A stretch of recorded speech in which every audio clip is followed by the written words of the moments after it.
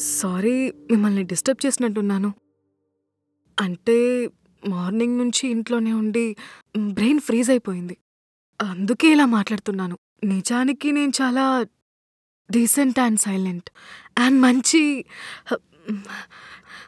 అమ్మాయినని అంటున్నాను. హై, నవ్వితే ఎంత బాగున్నారో. అలా నవ్వుతూ ఉండొచ్చు కదా.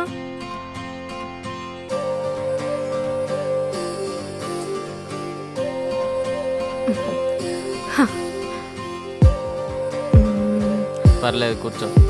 ఓకే.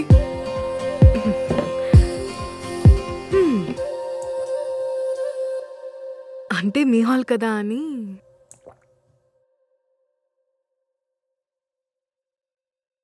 ఫ్రెండ్స్,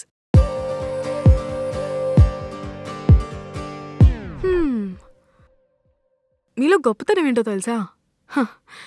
మీరు ఒక్క మాట కూడా మాట్లాడరు, కానీ మీ బ్రెయిన్లో ఏముందో మీ ఫేస్లో తెలిసిపోతుంది.